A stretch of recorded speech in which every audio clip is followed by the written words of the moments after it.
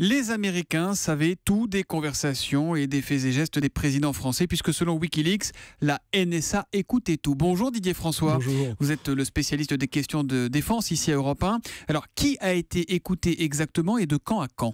Alors, de quand à quand ? Les documents publiés par Wikileaks portent tous sur une période de 6 ans, qui commence en 2006 et qui se termine en mai 2012. Alors, on a le second mandat de Jacques Chirac, le quinquennat de Nicolas Sarkozy et le début de François Hollande. Voilà, c'est le gouvernement héros. Alors, c'est quoi cette NSA qui écoute exactement ? Alors, la NSA, c'est l'Agence nationale de sécurité. C'est en fait la plus grosse agence américaine. Elle est énorme.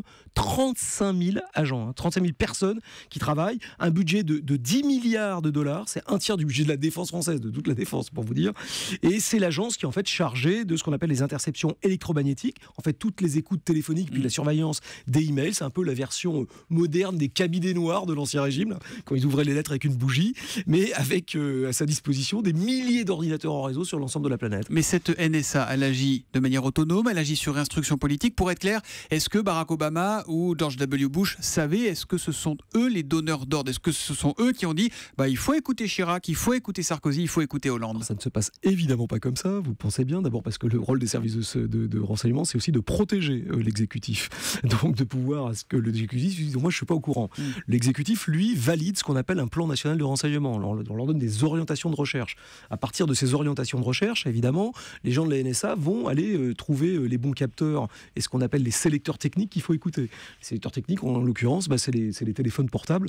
Et puis ensuite, ils fournissent à l'autorité, et là particulièrement au président de la République américain, des synthèses. Évidemment, le président américain, il lit pas le décryptage de la conversation du président français. On lui dit ce qui est important, on lui dit on a écouté ça, et lui, il sait que ça se fait, mais en gros, il n'y aura jamais un papier signé en disant il faut écouter les présidents français. On a un tweet de Maxime Bigot. Comment l'Élysée peut expliquer la mise au placard du téléphone sécurisé Théorème, je ne sais pas ce que c'est, qui aurait pu protéger nos présidents ? Mais en fait, il n'est pas au placard du tout. Les présidents, on leur donne, depuis que le Théorème existe, donc c'est un petit téléphone qui ressemble en fait à un iPhone 5. C'est noir, c'est un tout petit peu moins large, mais un peu plus épais. Voilà, et ça marche très bien. Le problème, effectivement, c'est que c'est un peu lourd d'emploi, puis il faudrait que le gars en face, pour que ça soit bien crypté, ait son Théorème, ça c'est très sûr. Mais au quotidien, il ne l'utilise pas. Alors, Nicolas Sarkozy, non. François Hollande garde son téléphone privé. Et il est réputé pour continuer à répondre aux textos avec le même numéro de téléphone que celui qu'il avait avant d'arriver à l'Élysée. Mais Obama fait la même chose. Enfin, que les choses soient claires. Les services de renseignement américains s'arrachaient les cheveux parce qu'il utilisait en permanence son BlackBerry.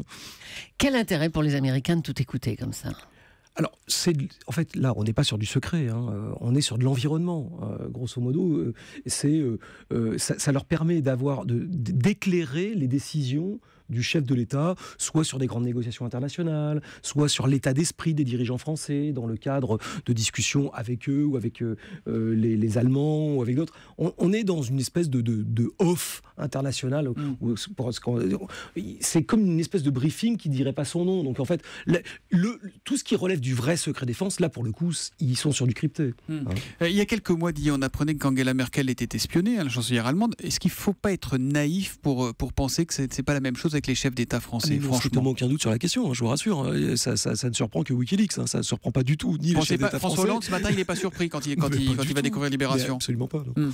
Et on a une question à l'instant de Fabrice Garcia. Pour que ça dure aussi longtemps, notons au passage l'inefficacité totale du contre-espionnage français.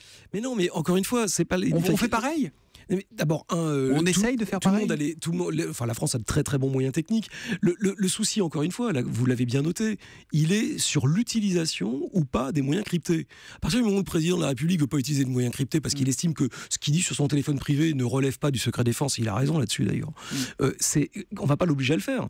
Donc les moyens cryptés existent et le président de la République, il n'est pas fou. Aucun des présidents de la République n'est irresponsable. Et donc les choses importantes, pour le coup, là, ils utilisent des moyens cryptés. C'est pour ça qu'ils ont En gros, vous nous dites, Didier François, ils savent très bien qu'ils sont écoutés, donc quand ils ont une conversation lambda, ils s'en moquent. Voilà. En revanche, quand c'est du sérieux, là, ils prennent des précautions. Bien sûr, ils ont des aides de camp qui sont là pour ça et qui leur donnent des lignes sécurisées sur lesquelles ils peuvent vraiment discuter sérieusement. On a un tweet de Géronimo 1991. Est-ce que cela va avoir, selon vous, des conséquences sur les relations diplomatiques entre la France et les États-Unis ? A priori, non. Non. Il n'y a pas vraiment de raison. On le voit bien d'ailleurs dans les déclarations qui sont faites. On est sur de l'apaisement en permanence. Voilà, on voit bien que, de toute manière, comme tout le monde fait à peu près la même chose, effectivement, personne ne va chercher la petite bête. Et ce matin, la Maison-Blanche dit, oh là là, nous, on n'écoute plus du tout François Hollande. C'est un peu plus sioux que ça. Leur réponse, c'est nous ne ciblons pas les téléphones. Ça veut dire quoi? Ça veut dire que ça continue? Ça veut dire que s'ils les ramassent par d'autres moyens, c'est-à-dire que si ce n'est pas la cible directement de l'opération, a priori, il n'y a pas de raison qu'ils n'exploitent pas ce qu'ils vont attraper par ailleurs. Il y a un système européen d'espionnage et ou de protection, ou est-ce que c'est vraiment chacun pour soi? Non, c'est vraiment chacun pour soi. Il y a bien une tentative de mettre en place un peu l'embryon d'un service de renseignement européen, mais le renseignement, c'est national, c'est essentiellement national, à part pour les anglo-saxons qui ont ce système Five Eyes, là, avec les Anglais, les Canadiens, les Néo-Zélandais, les Australiens.